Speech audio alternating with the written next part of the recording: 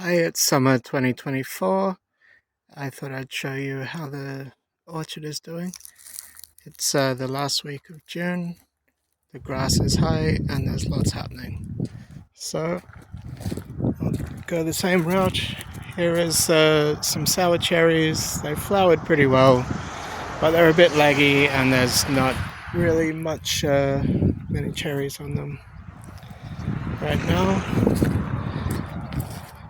Here's the raised beds to the front.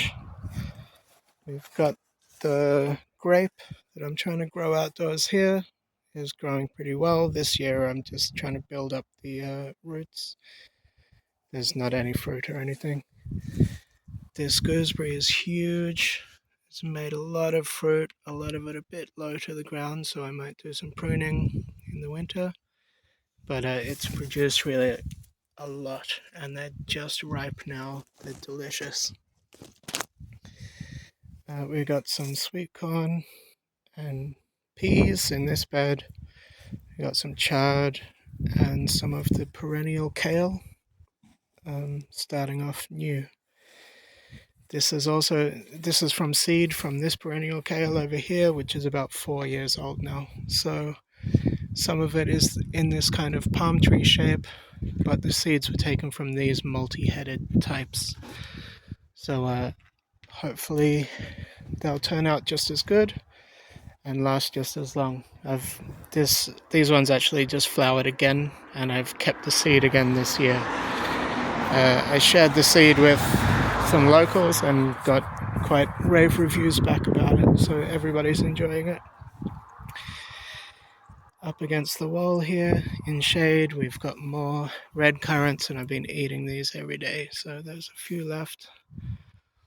But they're starting to produce fairly well. Not much of anything on this one this year, some very small fruit. This is a Worcesterberry.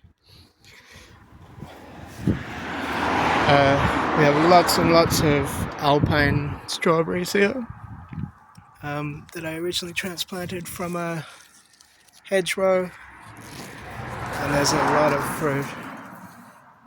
You know, they're tiny, but they're very tasty. Some of these are actually tasting pretty like vanilla this year, and obviously quite like strawberries as well. We've got some of the short dwarfing apples up against the front wall. This one didn't manage to, it's held onto a couple of fruit. This is Rainette Demands. Fairly late flower. This is Bardsey, very resilient, disease-resistant summer eating apple, so they're quite big by now. This is Ardcan Russet. It's held on to a couple of fruit for the first time this year, so I'll get to taste that one. There's another apple here. And that's supposed to taste like banana and be quite interesting. More sweet than a tart. The garlic beds are getting mature. I see them forming bulbs now. You know, there's some bulbs forming down here. I think they'll do okay, but they're not ready for harvest yet. I've potted up black mulberry in the corner here. A little bit of a sun trap, it might do okay. The spuds are all earthed up. When I was earthing them up, I had a taste. I've got some really kind of bright red ones with red marbled flesh that are absolutely delicious this year. And another type of early, and some main crop spuds here as well. I mainly choose based on blight resistance. This rose has already produced a lot of flowers this year. In this corner, I don't think I showed it last time, but it's a Malus trifoliata. It's like a Lebanese crabapple, and it's got these kind of lobed leaves that look a bit more like a hawthorn or something. That's kind of a pyramidal tree that will fill this gap in the hedgerow, hopefully one day. We've got Webb's Prize Cob, a cob nut, hazelnut here that's getting quite big. It's in a lot of shade, but it seems to be happy. This bed's still fairly nicely mulched out. It's gooseberries and some black currants that aren't really doing much this year. They're still growing, they're very shaded. This is the same gooseberry that was out the front before, and it's also covered in fruit. I think this one is Invicta. Very good one. Another currant. This is a justerberry. So that's a currant gooseberry hybrid. And it's got a lot of fruit on it for the first time this year. Very productive. And one or two are getting ripe in the sun, but the rest are still coming along. Oh, that's nice and soft. Another nice gooseberry, but not much fruit. Few.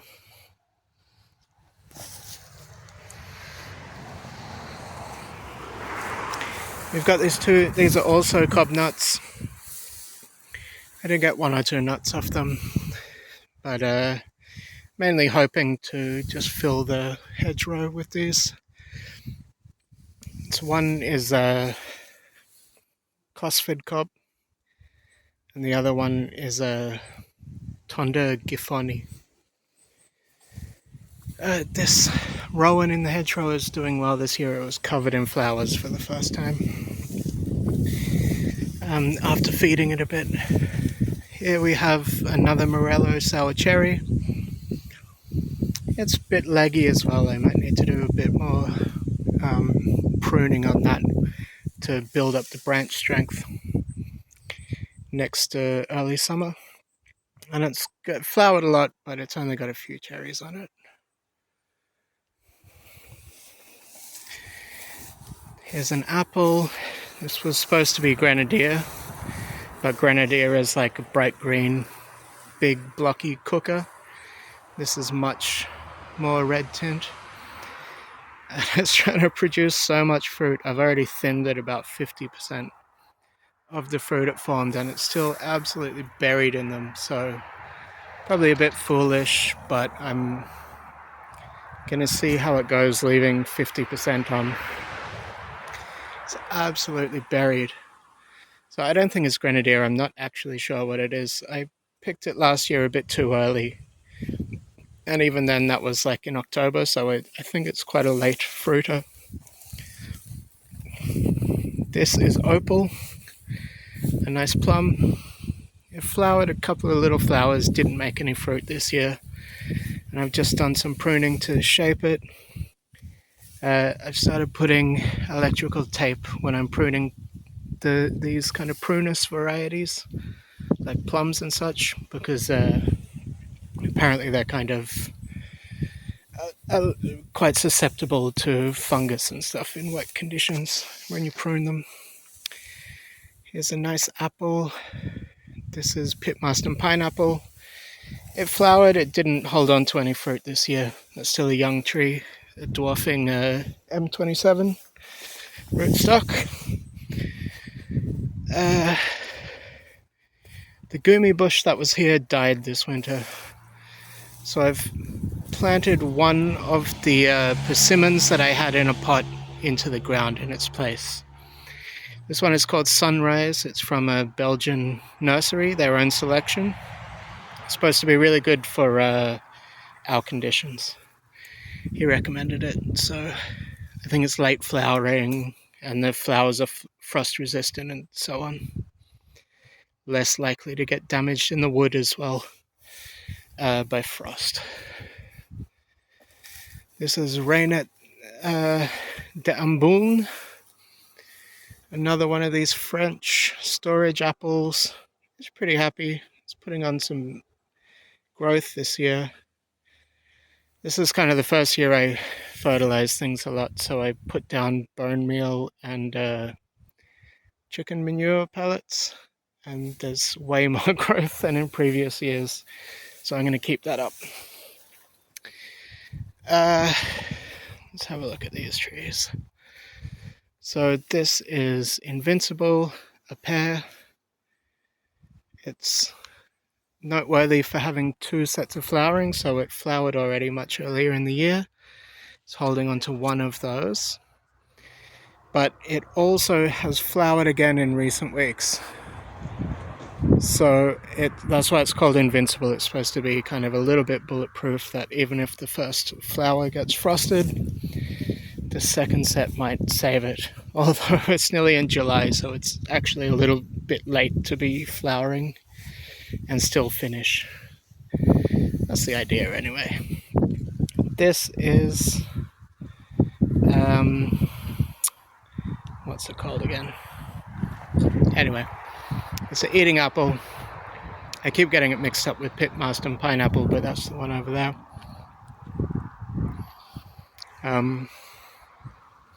It's a well-known eating apple anyway, I forget. And it's doing pretty well. That's its first year holding fruit. Looking forward to tasting them. This is Old Green Gage. Look how healthy it is. It's got a beautiful natural structure without much pruning, or any really. But it still didn't flower yet. So I think this is the 4th year I've had it in ground, and it was big when it came. I mean, look at the trunk. That's one of my bigger trunks here, but it still isn't in fruit yet, and it's probably going to take a while yet. This is Crawley Beauty. It's a very late flowering cooking apple. It did flower quite well. Hasn't held on to any fruit. It's young, so next year. This is my Gumi bush, and it was absolutely buried in flowers. That's translated into a few fruit. I assume it's just going to take time, maybe next year, for it to really hold on to a lot of those flowers. But there's definitely fruit around. They're a little bit hard to see when they're this color, but there's actually quite a few there now. It seems to have a very staggered flowering. Like, I still saw a flower on it just the other day. Even though this fruit is nearly ripe, you can see it starting to turn from green towards red. And some of these ones are turning even more. That's good. They'll be ready soon, some of them. Oh, there's more fruit than I thought, actually, now I'm looking. Oh, here's a ripe one.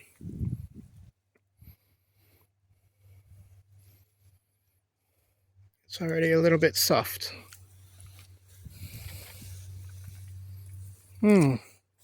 It's sweet, a little bit tart. There's still a tiny bit of astringency, so it's not fully ripe. But it's quite delicious. Here's a pear that's looking very happy this year. Look at some of that growth. All in 1 year, these water sprouts shooting up. It's kind of was very floppy when it was young. So it's starting to get an okay structure. I'll do some more pruning this winter. But it looks very happy. And it flowered quite well. I'm going to keep saying this over and over, but most of these trees are like, 2 or 3 years in the ground. So this year was the first year I saw a really good flowering, but I'm still not seeing a huge amount of fruit on stuff. So let's have a look in the tunnel. Once again, it's like an 11 by 3 meter tunnel that I built myself. I'd highly recommend, if you're going to build your own, getting the very thick kind of industrial style plastic. Normally there's a choice between thinner domestic and like thicker stuff, and burying it deep. This is buried like 2 foot deep, and then you backfill the earth on to hold it down. So it's been through some very big storms in the past 3 or 4 years, and it's still standing. Here we have some tomatoes. They're starting to flower. Some young tomatoes and chilies that are not doing very well. And chilies didn't do very well last year for me either. So we'll see what's up with that. We've got a huge kale here. This was a strawberry bed. Produced quite a few, but all at once, and they're gone now. This is a persimmon. It's called Nickshoe. It's the American Asian hybrid Nikita's Gift crossed with Taishu, which is an Asian persimmon, and it's getting very big. So I've had to cut off a lot of these as they meet the plastic. But I'm going for a roughly kind of candelabra shape. So from what I read, I think they fruit on like previous year or 2-year-old branches. So I'm planning to like have them grow up in a candelabra shape, and then every year or every 2 years to prune off half of them and let down to like one node and let the other ones grow up and produce, and then to alternate like that. So I had some spuds in here. They're bright purple. I just had some yesterday to test them out, and they're delicious as ever. That's what I grew a lot of the last couple of years. They're like purple marbled flesh and purple skins, super bright purple skins. They're really beautiful spuds to look at and quite tasty. Here's a zucchini, sorry, courgette. That's just starting to flower, just like its first little fruit it's trying to produce. I think that one was called a Black Beauty. Got a range of cucumbers around, some bigger than others. Here, and they're just starting to go up the strings. Another one. Here's a huge courgette that's doing better, starting to get pollinated and have those little fruitlets begin to fill out and grow to full size. I find that early in the year, the first ones they produce don't really get pollinated and just end up wasting away like that. Here's a little melon I grew last year. That's called Minnesota Midget, and it actually literally produced quite a nice honeydew style melon in Irish conditions. So that's exciting. I'm gonna have to get strings on these too. These are I forget what it's called. These kind of black tomato varieties. The seedling plants were like almost black colored themselves. So I think they're gonna have very dark colored fruit.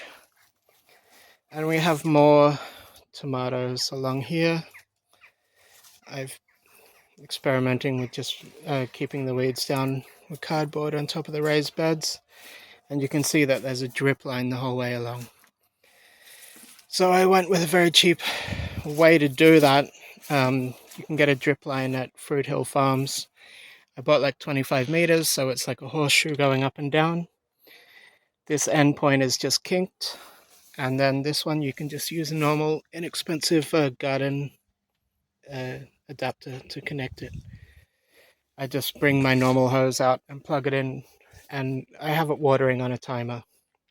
So since I did that with regular water, like reliable water, I can produce a lot more things like onions that are a bit temperamental about drying out or being unevenly watered. And here's what's left of me drying, but earlier in the, like a month ago, all these strings along here were totally full of onions, and now they're in the shed drying. So I'll show them in a second. There's some more down here. And here's the grape, just starting to fill out. I only just learnt this year that I should be kind of thinning these bunches a bit to, like there was a bit of mildew last year when they got really big, so hopefully that'll help. I kind of cut out every second or third little branchlet that's coming off to give a bit more space. And there's quite a few bunches forming along, so that'll be fun, eating lots of grapes. And the trunk still isn't that thick, so it's kind of spread out further than it had in previous years. One day want to have it going all the way down both sides and across to the other side as well. I've got a top wire on this side, a little bridge for it to jump across one day, so hopefully I can have it the whole way along the tunnel one day. So that's the tunnel. I'll just show you inside the shed all the onions I've been storing. It's been a huge year actually. Like up here you can see each of these bags is like 10 kilos. 4 bags hanging so far. This tray is 10 kilos, and then maybe what you saw back in the tunnel could be another 20 kilos. So that's quite a lot for one guy to eat. Here's another apple. It's just young. And that's called Belfield Dessalines. That's the one I can't wait the most to see one day. But it's not producing anything yet. Another sour cherry, starting to fill out. Very leggy. They're all morello and they're kind of acting the same, where they're too leggy and they're not holding onto a lot of fruit. Lots of flowers though, so I need to sort that out. Here is a Mirabelle de Nancy. That's like a type of small, very sweet plum. And I kind of topped it there to open the crown out. I wasn't that happy, but now I've done that, it's looking really nice. Filling out. It'll have a nice kind of goblet structure one day. Here's a cooking apple, Lane's Prince Albert, and it's so productive. You can see it's just a great tree. This one is so bulletproof. Like the apples come off blemish free. So many of them. They're huge and they're really great cookers. So I'd highly recommend that variety for our conditions. Beautiful tree with a lot of horizontal growth. That's probably why it's so productive right now. Here's a pear. This is Beth, which I've heard does well under our conditions, but it only went in last winter, so it's just getting its feet. Here's another pear. It had a lot of lower branches that I just trimmed off, so it's looking a bit sparse this year. This apple is Appletown Wonder. It's starting to get a great structure. It flowered but didn't hold the fruit first year, so we'll see how it goes. The quince is getting huge. I think it's going to hold on to a few fruit this year. And it's got quite staggered flowering as well. Like here's a flower that only just finished, but it's been flowering for months now. So that's kind of cool. That probably helps it avoid frost and stuff like that as well. And here's another pear. This is a Mille de Haste, also in its first year or so. So it's starting to fill out, but it's not there yet. Here's a persimmon. This is Russian Beauty. And I've put it in the ground as well. So that's all my persimmons in the ground now. Let's see how they do. And here's some grafting. This is kind of like my nursery. I need to do a bit of strimming down here. These are rootstocks that are mature and just waiting to be grafted next year. Here's the roadside apple I mentioned last time. Oh, it was holding a fruit. It's actually dropped off. That's a shame. But I have another graft of that over behind the tunnel, so I'll show that in a minute. Here's the sweet chestnut. Getting huge these days. It's definitely the biggest tree here, biggest trunk and tallest. So it's doing really well. Look at that. And I'm keeping this kind of sprout that's coming off the roots because I know it's grafted. So that's going to be a different variety. I'm going to let that grow up and flower at least a bit to help with pollination. It's getting real crazy down here, lots of nettles. Here is a medlar. And it had heaps of flowers, and I can see, I haven't been down here for a while, there's fruit forming as well. I think this one is called Nottingham. Lots of fruit actually forming on that. So that's cool. Be able to try that. Down here we have the Kazakh apple. I talked about that last time. It's like the progenitor of all of our apples from the Kazakh mountains and going into Tajikistan and China. So it's like a genetic repository of really interesting stuff. I'm going to try to do some breeding experiments with that. Down here, this is right at the back of the property. Got some gumi. So this is the variety that died, so I still have a copy of it. I grafted it onto some pretty thick autumn olive trunks, and they're starting to leaf again, so I got to cut that off. And this is the same gumi that we saw lots of fruit on. This one flowered, but it's like grafted a couple of years after that big bush, and it hasn't held onto any fruit that I can see. And here's a black mulberry that'll eventually get huge and fill up this whole gap here, providing more shelter. So another medlar that kind of got relegated to the hedgerow, and it's still pretty small. It does have some fruit as well, actually.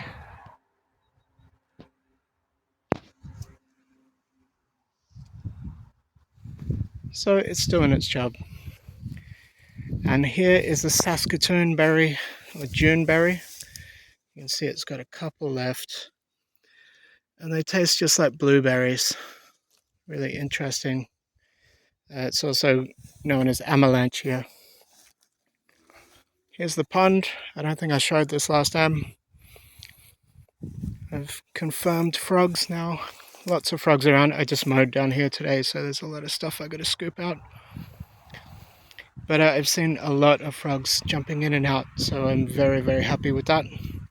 I don't have a filter or anything, I just have a bubbler that's solar powered. This is a lot of water mint that I transplanted from the local river. And I think this one's called marsh marigold. It gets these bright yellow flowers that were just covered in pollinators in spring. So that's my little sitting area. The hammock's been getting a bit of use this summer. This apple here is called Irish russet, and it does have one or two fruits on it. Let me just get up there. It's very famous for getting cracked, but still healing over and producing fruit. You can see evidence of that here. So when that's fully ripe, if it manages to ripen, it'll be like a big kind of scratch mark along the side, but it won't change how edible it is. It's supposed to be a very delicious variety. So that's just a little tree, and you can actually see I put a little graft onto it that managed to take, and that's from the same roadside apple I showed before down in the nursery. We've got a new plum here. So this plum tree came from Arboretum, this size. That's quite good value to be able to get one that's mature like that. And you can see it's like the branches were a bit sparse, but since it's been in the ground, it's starting to fill out a little bit and bud fresh buds. So that's a good one. There was a plum previously there and it died this winter. Here is an apple. This is rosemary russet, and it's got a beautiful natural structure, and it's holding on to quite a bit of fruit this year. I only had one last year, so that'll be fun to be able to taste more of them. It's quite a nice apple. And down here, I think, is a plum that could be quite bulletproof for our conditions, called Tsar. It's more of a cooking plum. Apparently you can grow it up against a north-facing wall. And there should still... Well, there's two fruit. I thought there was only one. So there's a couple of fruit hanging on there. That'll be my first plums of any that I've managed to grow. And we've missed a couple. Here we have Katie. Katie has got to be the best apple for Irish conditions. It's a summer eating apple. They don't store, but it just produces so many. It's bulletproof. produces at a very young age. They're very tasty apples. Everyone should have a Katie. It's also called Katja, but a great apple. What did we miss? We've got an apple here that's called Amour, and it's a really nice tree too. Seems very robust. I think it's only holding one fruit this year, and it only held one last year. No, it's got another little baby up there. Maybe a few more I can't see right now. And that's almost everything. We've got a damson tree here. So this is just up above the sweet chestnut. That's going to get so big I've given way more spacing between that and these. So here's a damson. Filling out, there'll be small native plums. And here's a sweet cherry Stella. It flowered a little bit, and it held some of them, and then they've since dropped off. So it's still finding its maturity. That's it, I think. Oh no, down behind the tunnel. Let's have a look. Oh, here's Victoria plum. This is a dwarfing one because we're quite close to the septic, which is just in there. So I didn't want anything whose roots would grow too long. So I planted a dwarf there. Nearly everything. That's my overgrown compost pile. Here's a very promising apple I'm looking forward to. I've got it on the hedgerow because it's supposed to be very wind resistant. And look, it's called Rainet Amérique. It's from Brittany. So it's going to be very bulletproof here, I think. It's supposed to be a lovely apple. Another one of these late flowering. That was one of the most late flowering apples. Here's one of my first apples I bred. This is, each one of these forks is one, like a brother and sister from the Bardsey apple. So I kept seeds from that. And the grafts have worked correctly. So that's going onto an M9 rootstock that used to be over in the nursery. And I should taste apples off that, my new apple variety, and maybe next year. Here's a fig called Little Miss Figgy. And it's just young. It's growing up. I've got the roots restrained in quite a big pot. Otherwise it'd go everywhere. Here is the roadside apple I mentioned again. One of my wild finds, and it's holding onto a fruit. Very much looking forward to tasting that. This is Quince. It's just a rootstock sucker, Quince A. I want to try what its fruit is like. And it's got a cool kind of natural bush habit. So it's quite nice. Lots of foxglove out in the hedgerow.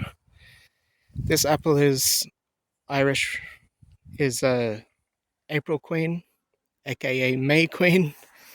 And it's a native Irish apple that's very late to flower, so I'm interested in them. And here's a pear.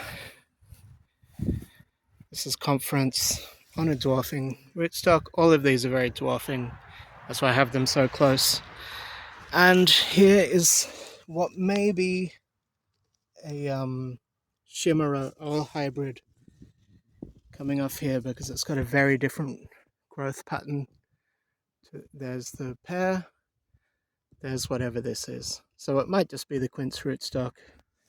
I'm letting it grow out because it's very interesting.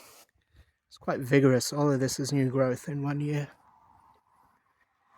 And here's Mrs. Perry, another bulletproof, amazing summer apple, eating apple that won't store, but it's so productive. I've also thinned this one at least 50%, and it gets finished early.